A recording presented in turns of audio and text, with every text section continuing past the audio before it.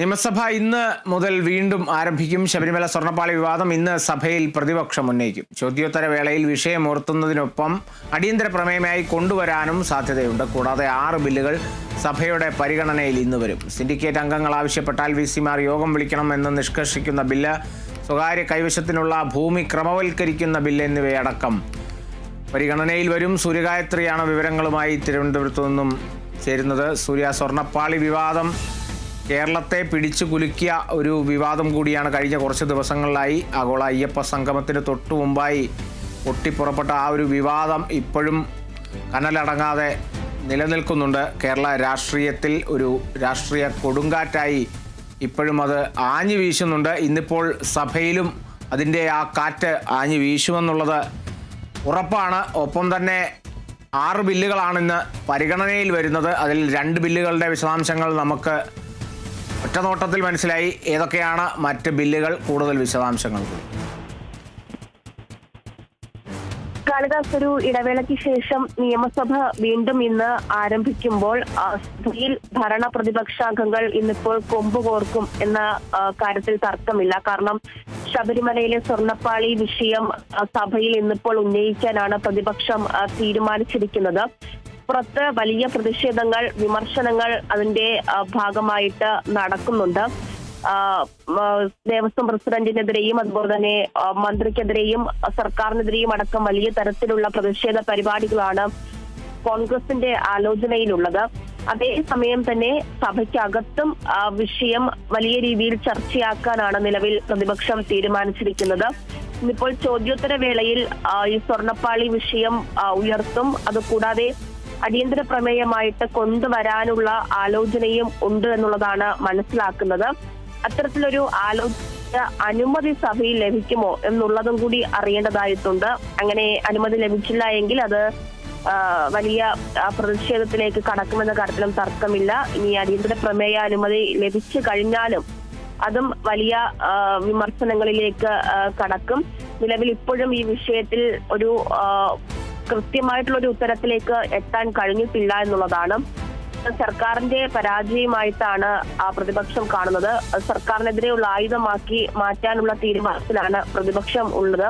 സഭയ്ക്കകത്തും പുറത്തും ഈ വിഷയത്തെ ചൊല്ലി വലിയ തരത്തിലുള്ള പ്രതിഷേധവും വിമർശനവും ഒക്കെ തുടരാനാണ് പ്രതിപക്ഷ തീരുമാനവും. അതുകൊണ്ട് തന്നെ സഭയിൽ ഈ വിഷയം പ്രതിപക്ഷം കൊണ്ടുവരുന്ന സമയത്ത് ആരൊക്കെ മറുപടി നൽകും, ആരൊക്കെ എന്തൊക്കെ ചോദ്യങ്ങൾ ചോദിക്കും എന്നുള്ളതൊക്കെ തന്നെ ഏറെ നിർണായകമാണ് എന്നുള്ളതാണ്. മറ്റൊന്ന് 6 ബില്ലുകളാണെന്ന് ഇപ്പോൾ സഭയുടെ പരിഗണനയിൽ വരുന്നത്.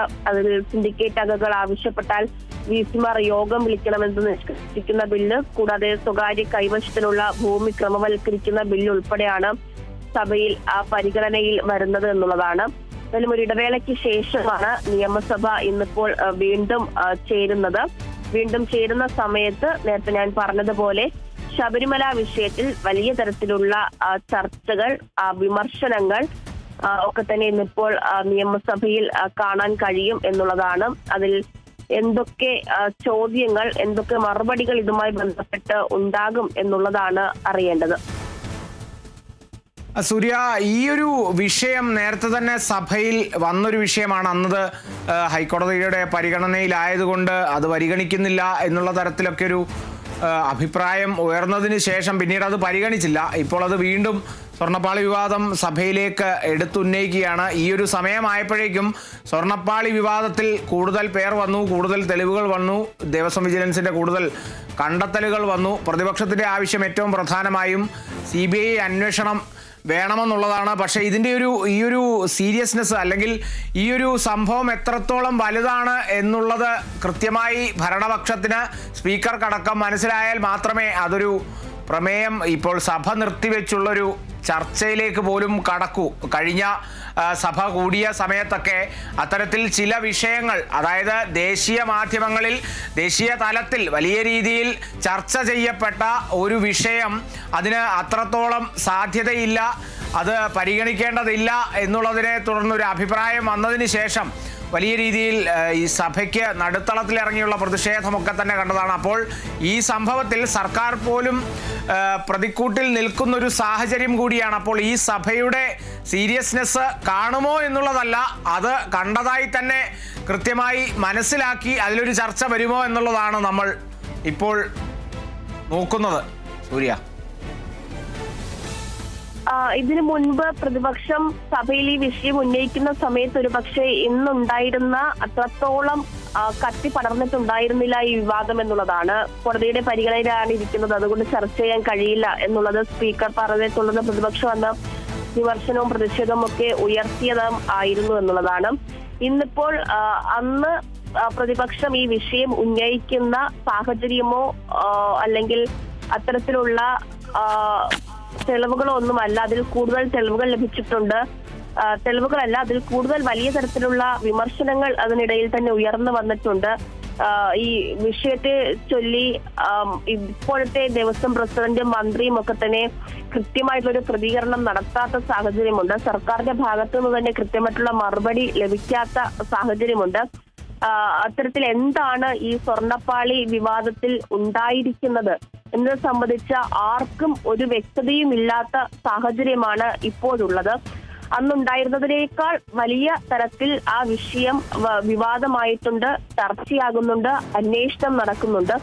അതുകൊണ്ടാണ് വീണ്ടും വിഷയം സഭയിൽ ഉന്നയിക്കാൻ പ്രതിപക്ഷം തീരുമാനിച്ചിരിക്കുന്നത്. സർക്കാരിനെതിരെ ഈ സമയത്ത് ഉയർത്താൻ കഴിയുന്ന ഏറ്റവും വലിയ ആയുധമായിട്ട് ഈ വിഷയത്തെ മാറ്റാനുള്ള തീരുമാനം പ്രതിപക്ഷം എടുത്തു കഴിഞ്ഞിട്ടുണ്ട്. വരും ദിവസങ്ങളിൽ ഈ വിഷയത്തിൽ വലിയ തരത്തിലുള്ള പ്രതിഷേധം സംസ്ഥാന വ്യാപകമായിട്ട് നടത്താനുള്ള ആലോചനയൊക്കെ തന്നെ കോൺഗ്രസിന്റെ ഭാഗത്ത് നടക്കുന്നുണ്ട് എന്നുള്ളതാണ്. അതുകൊണ്ട് തന്നെ സഭയ്ക്ക് പുറത്ത് എത്തരത്തിലാണോ ആ വിഷയം വലിയ പ്രതിഷേധമായിട്ട് ഉയർത്താൻ തീരുമാനിച്ചിരിക്കുന്നത്, സഭയ്ക്കകത്തും അത്തരത്തിൽ ആ വിഷയം സജീവമായിട്ട് നിർത്താൻ തന്നെയാണ് പ്രതിപക്ഷം തീരുമാനിച്ചിരിക്കുന്നത്. അതിന്റെ ഭാഗമായിട്ടാണെന്നും സഭയിൽ വിഷയം കൊണ്ടുവരാൻ പ്രതിപക്ഷം ആലോചിക്കുന്നത്. ചോദ്യോത്തര വേളയിൽ ആ വിഷയം ഉന്നയിക്കുന്നതോടൊപ്പം തന്നെ നേരത്തെ പറഞ്ഞതുപോലെ അടിയന്തര പ്രമേയമായിട്ട് കൊണ്ടുവരാനുള്ള ആലോചനയും നടക്കുന്നുണ്ട് എന്നുള്ളതാണ് മനസ്സിലാക്കുന്നത്. അങ്ങനെ കൊണ്ടുവരികയാണെങ്കിൽ അതിന് അനുമതി ലഭിക്കുമോ എന്നുള്ളതാണ് അറിയേണ്ടത്.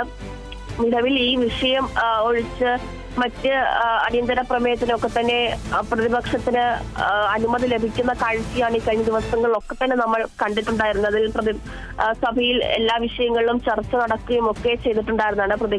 പ്രതിഷേധങ്ങളും അതിന്റെ ഭാഗമായിട്ടൊക്കെ കണ്ടിട്ടുണ്ടായിരുന്നതാണ്.